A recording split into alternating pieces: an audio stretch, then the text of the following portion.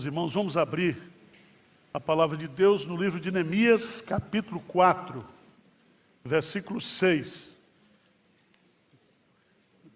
Eu gostaria de usar um versículo para nós termos o tema da mensagem, e eu gostaria que você deixasse o livro aberto, a Bíblia aberta, ou ligada aí, né? Quem tem a palavra escrita, tem a espada. Quem tem no celular, é canivete. É canivete.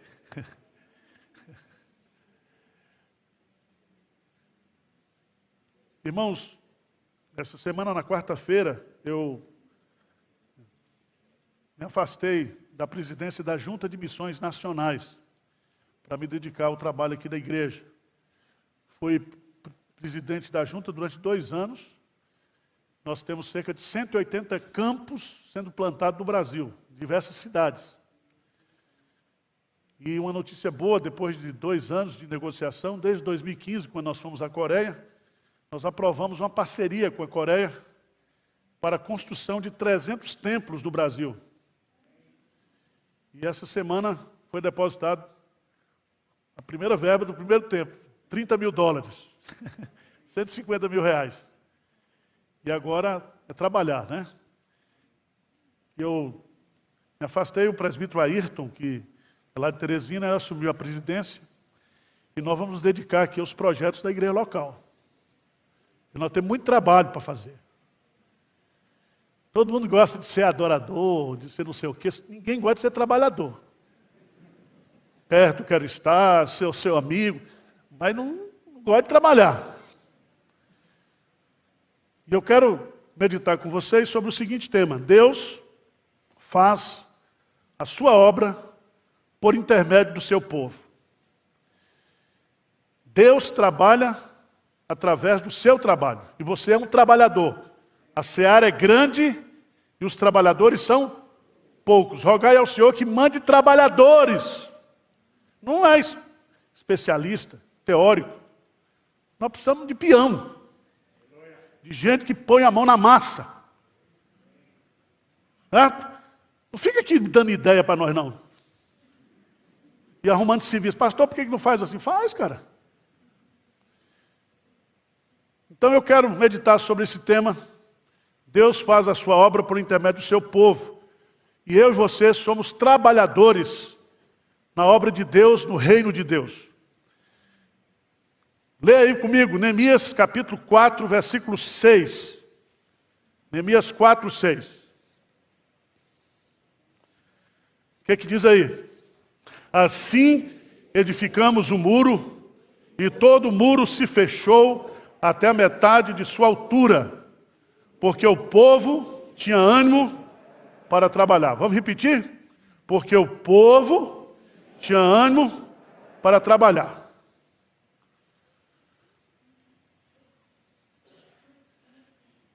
Se você observar bem, Deus, através da sua soberania, Ele está trazendo o povo de volta do cativeiro babilônico. Deus, na sua providência, usa o rei Ciro para decretar essa volta. Depois de Ciro, ele vai usar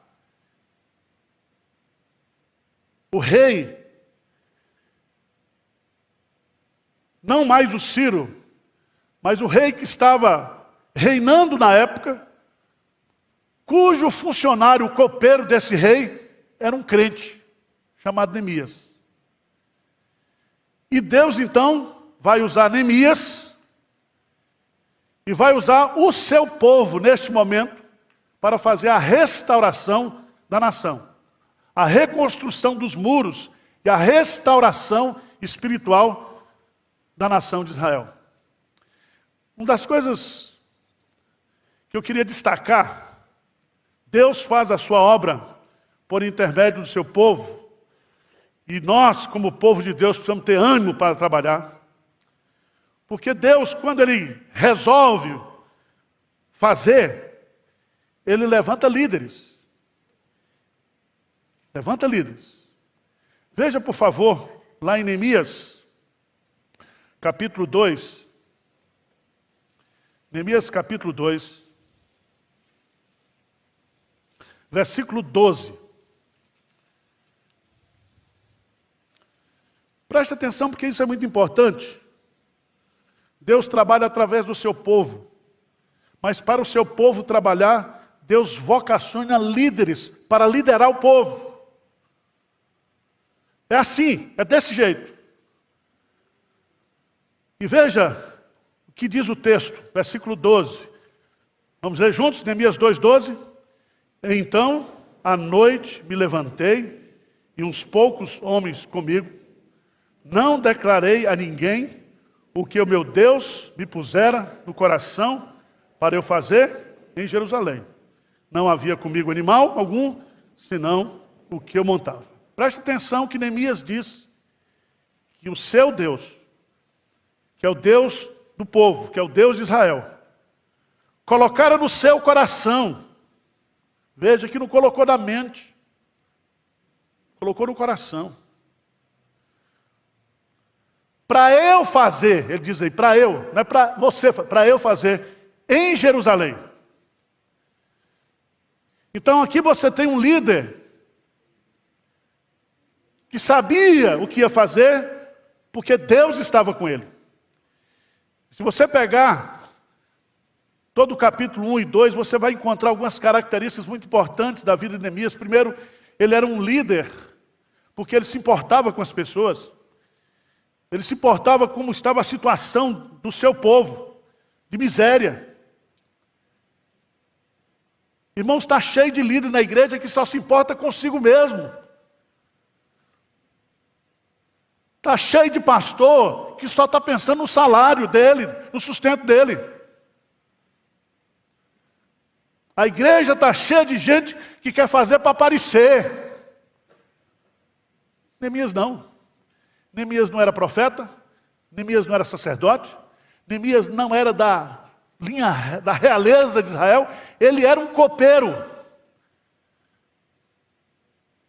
Mas ele se importava com as pessoas. Ele era um homem de oração e de jejum. E ele orou durante 4 meses para pedir autorização do rei. E foi justamente nesse período de 4 meses de oração e jejum que Deus colocou no seu coração. Você já pensou a loucura do que é um copeiro? Ele não era arquiteto, ele não era engenheiro, ele não era nem pedreiro. Construir muro. Liderar uma reconstrução.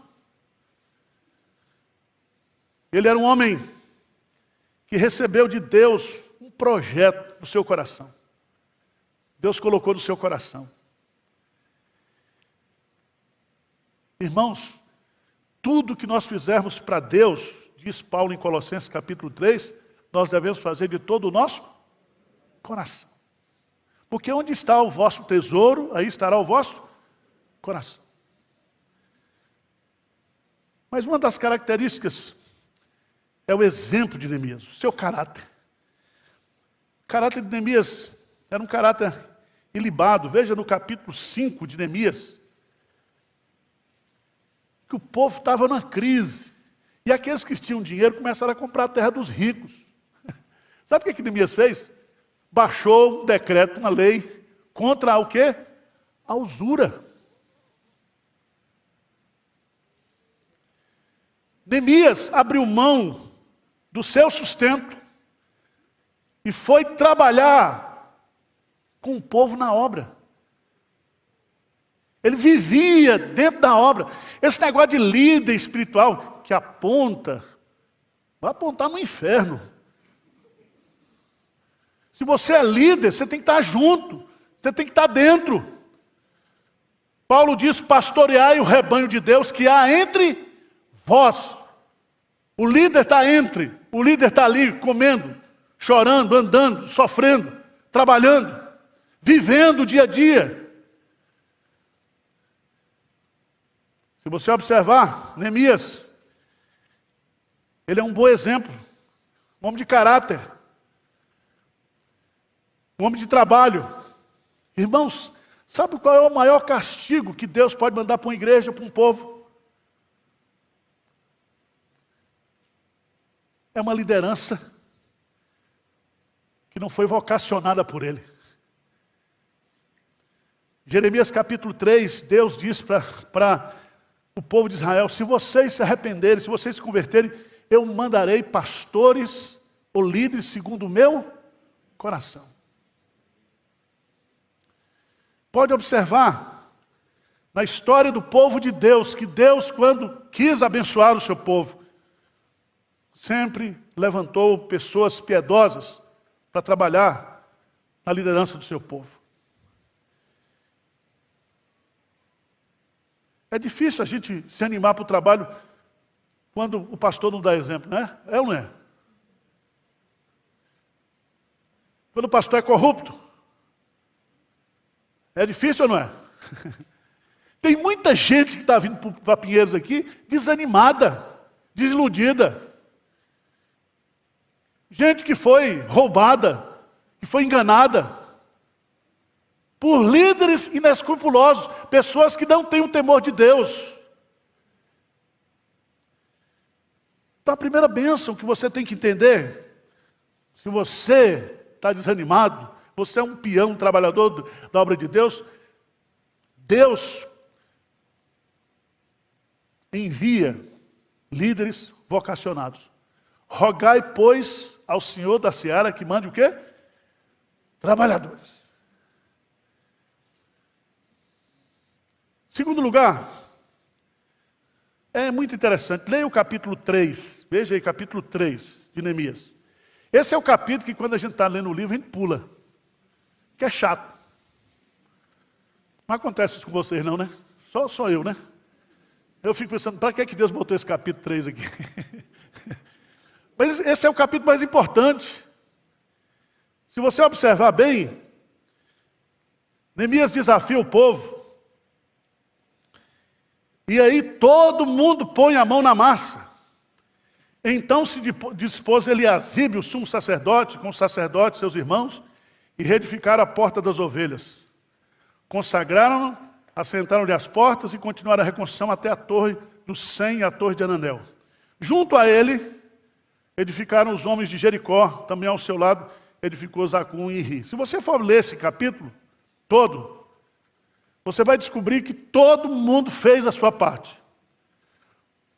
Dos maiorais, dos grandes, dos que tinham dinheiro, aos pobres, todos fizeram a sua parte. A ideia aqui é o seguinte: cada um foi construindo um pedaço do muro na frente da sua casa. Então preste atenção. Não faz a pergunta: pastor, o que a igreja de Pinheiros tem para me oferecer? Bala. Tiro. Não venha para cá essa conversa não. Você tem que chegar aqui e dizer: pastor, o que eu posso fazer? Arruma um serviço aqui. O que eu posso fazer para edificar, para melhorar, para crescer a igreja?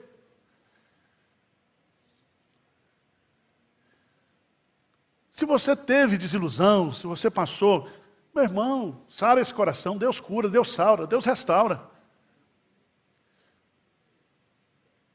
O povo tinha ânimo para trabalhar.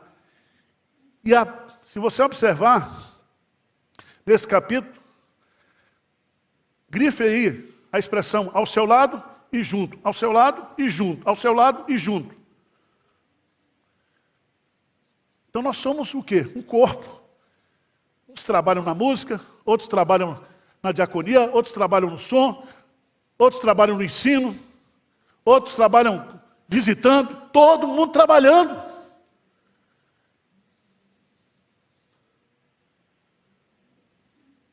Eu estava entrevistando uma família essa semana, aqui, um casal com 2 adolescentes, cara presbítero. E eu disse para ele: você veio aqui para a igreja para fazer o quê? Você está pedindo a transferência para cá? Se for para encher a paciência, ficar sentado no banco, nem venha. Agora, se você quiser vir aqui para trabalhar, venha.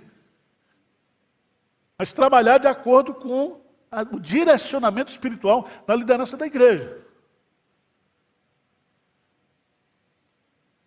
Irmãos, preste atenção. Todos nós somos o quê? Trabalhadores do reino. Abra sua Bíblia, por favor, lá em 1 Coríntios, capítulo 15. Paulo fala da ressurreição.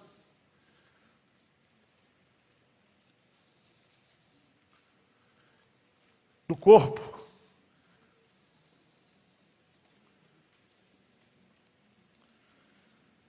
1 Coríntios 15, 58. O que ele diz? 1 Coríntios 15, 58. Vamos ler juntos? Portanto, meus amados irmãos, sede firmes, inabaláveis e sempre abundantes na obra do Senhor, sabendo que no Senhor o vosso trabalho não é vão. Paulo fala que você vai morrer, ou que nós vamos morrer. Paulo fala que nós teremos um corpo ressuscitado. Paulo fala como é que vai ser esse corpo. Quer dizer, nós estamos lá no céu. Daqui a pouco ele puxa a gente para a terra e diz assim, portanto, vamos trabalhar. Certo? Não desanima não. Vamos continuar firmes, inabaláveis e sempre abundantes na obra do Senhor. Sabe por quê? Se você observar no capítulo 4 de Neemias, o trabalho de Deus é feito em meio a muita oposição, muita crítica, muita zombaria, muito escárnio. Lê comigo capítulo 4, versículo 4, o que diz aí? Ouve, ó nosso Deus, pois estamos sendo desprezados. Cai o seu opróbrio sobre a cabeça deles e faze que seja despojo uma terra de cativeiro. A gente trabalha sobre crítica, sobre julgamento. As pessoas julgam as intenções do nosso coração, as motivações. Mas não vamos desanimar, não. E é tão interessante, porque é muito perigoso quando você chega na metade, né? Diz aí que o povo fechou até a metade. E tem gente que para na metade. Não, nós vamos terminar a obra. Vamos nos animar, vamos nos unir. Amém? Deus faz a sua obra por intermédio do seu povo. Ele levanta a liderança vocacionada. Ele chama todos para trabalhar. Terceiro, ele usa a obra para abençoar o seu povo. Irmãos, Deus podia fazer a obra dele missionária, por decreto, como ele fez a criação. Haja luz e houve luz. Ele precisa, haja igreja, e pronto, todo mundo estava convertido. Aí Deus usa essa metodologia de misericórdia, que ele usa a mim e a você, os improváveis. Os improváveis, porque você não tinha futuro nenhum quando nasceu. Você era tão feio que aos 3 meses você começou a andar, porque ninguém queria pegar você. Mas veja as oportunidades que Deus está usando você. Deus usa você para contribuir, para trabalhar. Ele faz a obra através de você. E o trabalho que nós fazemos no Senhor e para o Senhor não é vão. Não é vão. Eu fico pensando o seguinte, para que Deus cria muro? De quem era o interesse? Quem seriam os beneficiados por essa obra aqui? Hein? O próprio povo. Teve um irmão que me criticou essa semana e disse, pastor, o senhor está pedindo muito dinheiro para comprar casa. Eu falei, você está dando? Primeira pergunta. Agora eu estou comprando casa para mim? Quem está comprando casa aqui para você? Nós estamos comprando casa para o todo. Porque nós já estamos salvos. E os nossos filhos? E as novas gerações? E os que estão perdidos? Nós temos que entender, meus amados irmãos, que quando nós estamos preocupados em trabalhar, em crescer, em avançar, é para o nosso próprio bem. Você quer que seus filhos sejam crentes? Você quer que seus netos sejam crentes? Você quer que os seus netos cresçam nos atos do Senhor, servindo ao Senhor, ou não? Então vamos trabalhar. Nós vamos deixar um legado de fé para esses filhos, para esses netos. E você sabia que Deus, Ele usa de misericórdia até 1000 gerações. Tem bênção que eu e você, nós estamos recebendo, não é por causa de nós não. Nós estamos na bênção do pai, da avó, do avô, porque Deus é fiel. Deus é fiel. Certo? Então para dessa conversa, não vou mais trabalhar na igreja não. Vou cuidar da minha vida. Você não tem vida, a vida não é sua. Minha vida, que vida você tem? Só porque você tem um registro, um RG, você não tem vida nenhuma, cara. A vida é de Deus, Deus é que deu a vida para você. E deu não somente a vida física, mas a vida espiritual. Nós movemos, nós existimos, nós somos por causa de Deus. E Ele quer nos usar para fazer a obra dEle. É um privilégio, é uma honra. Você não está fazendo nenhum favor de estar aqui hoje, domingo. Você está fazendo um benefício para o seu coração, dando um exemplo para os seus filhos. Você está aqui. Você tem que estar aqui grato a Deus. Se você não estivesse aqui, você podia estar numa sarjeta. Você podia estar perdido. E você tem que dizer, alegrei-me quando me disseram, vamos à casa do Senhor. Para de falar mal da igreja para os seus filhos. Para de falar mal da igreja. Para de ficar olhando para os exemplos ruins da igreja. Tem crente ruim? Tem, porque tem joio misturado com trigo. E Jesus disse que vai crescer juntos. E são muito parecidos. Mas nós não temos que olhar para isso, não. Nós temos que trabalhar. Animados. Animados. Tem outros pontos aqui, mas eu vou... Porque o povo tinha ânimo para trabalhar. Veja lá, Neemias, capítulo 3, versículo 28.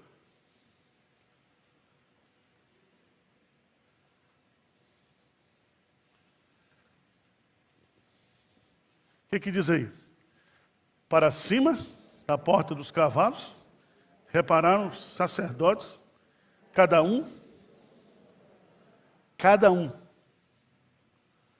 trabalhando pela sua casa, de frente da sua casa, para trazer proteção para a sua casa.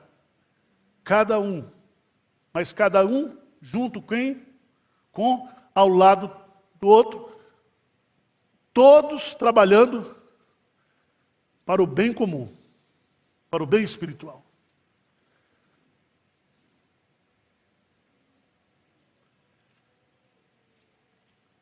Abra a sua Bíblia, Neemias, eu vou terminar mais um pontinho.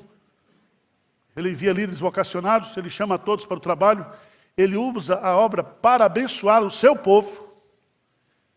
Em terceiro lugar, ele manda os recursos. Os recursos. No capítulo 2, versículo 7, e ainda disse ao rei, se ao rei parece bem, dê-me cartas para os governadores da além do Eufrates, para que me permitam passar e entrar em Judá. Como também carta para Asaf, guarda das matas do rei, para que me dê madeira para as vigas das portas da cidadela do templo, para os muros da cidade e para a casa em que deverei alojar-me. Como é que termina o versículo? E o rei mas deu, porque a mão do meu Deus era comigo. Nós vamos fazer a obra de Deus com os recursos dele, com os recursos do rei.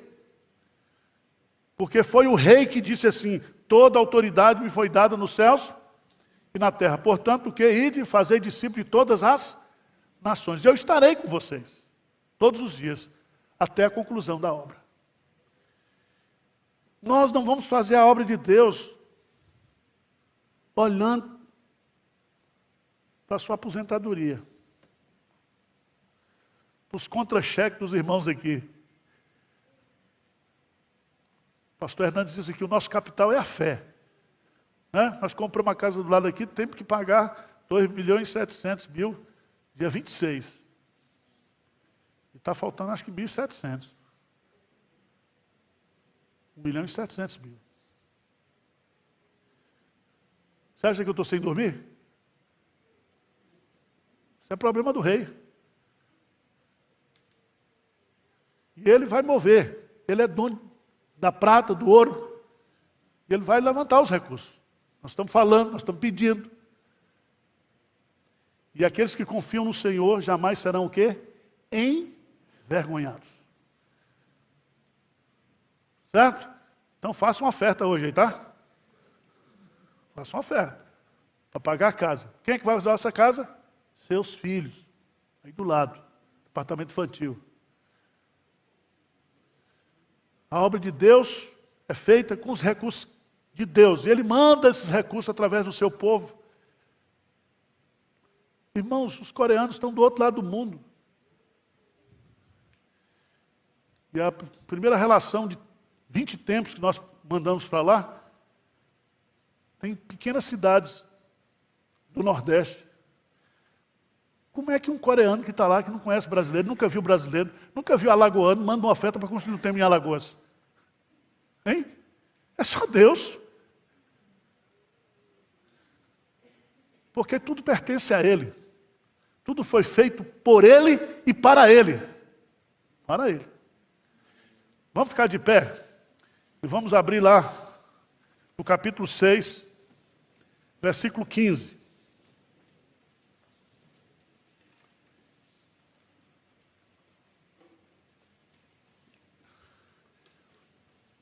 Seis, 15 e 16. Vamos ler bem forte. Vamos lá? Acabou-se, pois, o muro aos 25 dias do mês de Elu.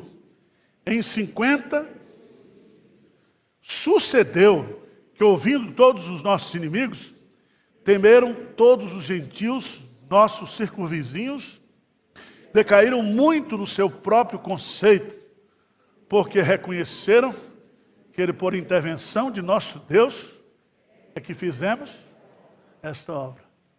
Sabe o que é milagre? Milagre é quando Deus faz. Quando eu faço, não é milagre, sou eu. Mas a obra de Deus, ela é feita por quem? Por Deus, através de nós. Amém? Então vamos trabalhar. Vamos trabalhar. Quem estava pensando em desistir, passa no departamento pessoal e entrega a carteira de volta. Vamos trabalhar. Vamos servir ao Senhor com alegria. Vamos nos envolver na obra. Vamos contribuir, vamos visitar, vamos orar, vamos participar.